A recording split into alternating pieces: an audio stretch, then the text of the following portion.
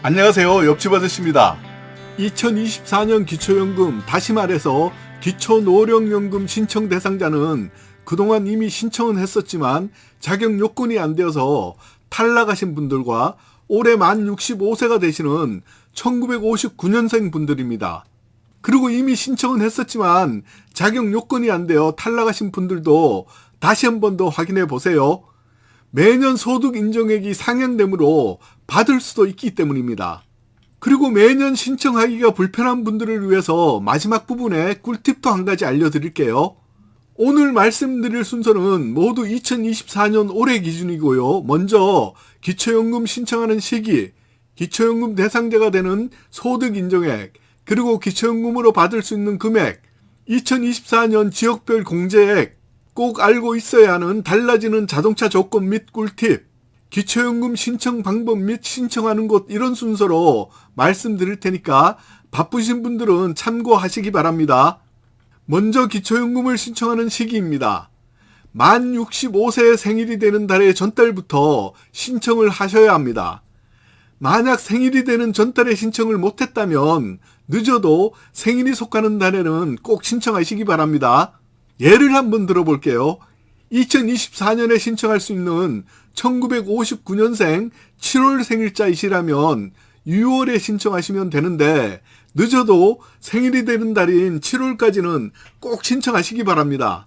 가끔 신청하시라는 안내문을 받았는데도 불구하고 신청하지 않아서 몇 개월치의 손해를 보시는 분들도 보았으니까 꼭 이렇게 신청하세요. 신청 방법은 또 마지막 부분에 자세히 한 번 더 말씀드릴게요. 신청을 하셨다면 잠시 후 알려드릴 소득 인정액 등 심사를 통해서 정해진 금액으로 생일이 되는 달인 7월부터 드디어 기초연금을 받을 수 있습니다.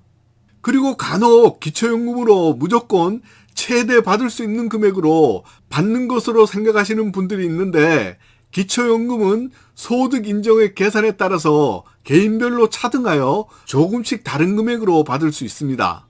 그럼 가구별로 기초연금을 받을 수 있는 선정의 기준이 되는 소득 인정액에 대해서 간단히만 알아볼게요. 가끔 소득 인정액을 월급여라고 생각하시는 분들이 있는데 월급여하고는 다릅니다. 소득 인정액이라고 하면요, 각종 소득과 재산을 소득으로 먼저 환산을 하고 이 환산한 금액을 합산한 다음에 근로소득공제, 일반재산공제, 금융재산공제 등을 뺀 후 모두 산정한 금액을 소득인정액이라고 하는데요. 이 영상을 보시는 분들이 일일이 계산할 것까지는 없다는 생각이 들고요. 소득인정액이라는 것이 이런 거구나 하는 정도만 알고 계셔도 될 것 같다고 생각합니다. 그럼 2023년도 소득인정액은 단독 가구는요 202만 원 이하였고요. 부부 가구는 323만 2천 원 이하였다면 일단은 기초연금을 받을 수 있는 대상자가 되었고 아마도 받고 계실 겁니다.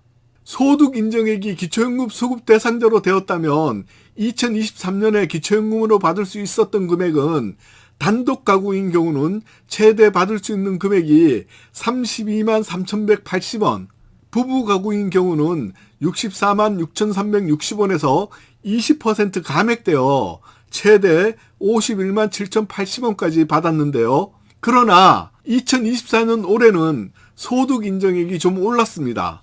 단독 가구는 213만 원 이하, 부부 가구는 340만 8천 원 이하가 되었는데요.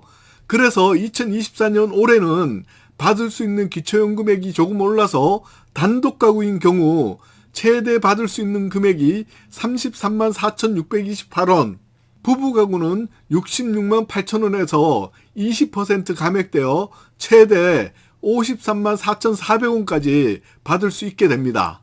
기존에 기초연금을 받으셨던 수급자분들은 자동으로 인산된 금액으로 지급됩니다.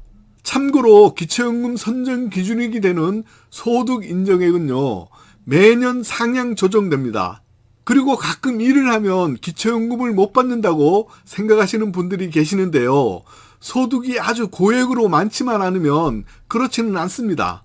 근로소득 기본공제를 제일 많이 해주는 이유가 있는데요. 그것은 일하는 노인을 장려하기 위해서 다른 사항보다도 상당히 많이 공제해주고 있습니다. 부부가 모두 근로소득이 있는 경우에도 개인별로 공제해주고 있으니까 아주 고액의 급여만 아니라면 기초연금을 받을 수 있는 분들이 좀 더 늘어날 수 있다는 겁니다. 혹시 부부가 모두 근로소득이 있어서 나는 안 되겠지 하고 지레짐자 기초연금을 신청하지 않았던 분들도 이 내용을 참고하셔서 신청해 보시기 바랍니다. 기초연금 지역별 공제액 중 부동산의 경우는 대도시는 1억 3,500만원, 중소도시는 8,500만원, 농어촌은 7,250만원이 공제되고요. 금융자산은 2천만원까지 공제가 적용됩니다. 금융의 경우는 상하반기 연 2회 측정을 하는데요.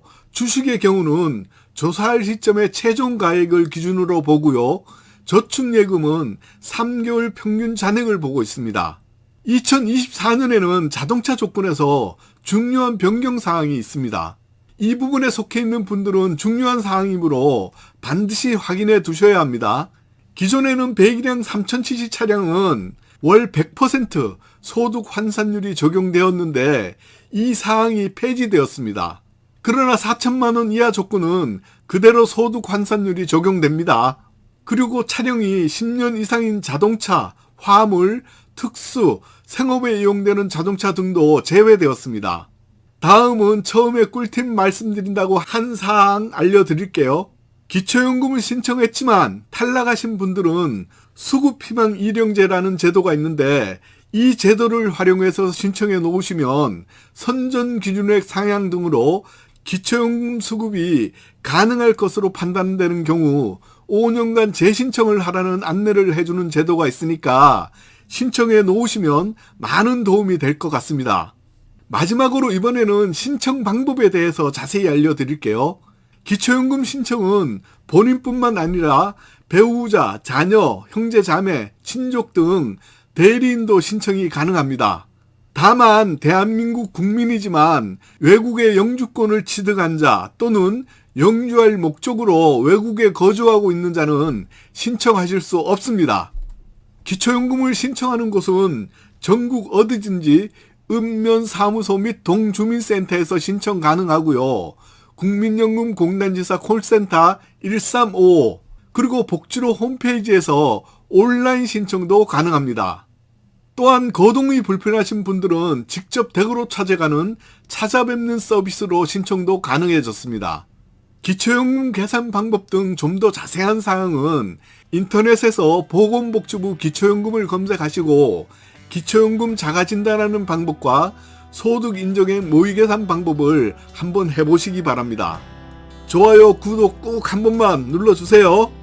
이상 오늘 옆집 아저씨가 준비한 이야기는 여기까지입니다. 저는 다음 영상에서 또 인사드릴게요. 감사합니다.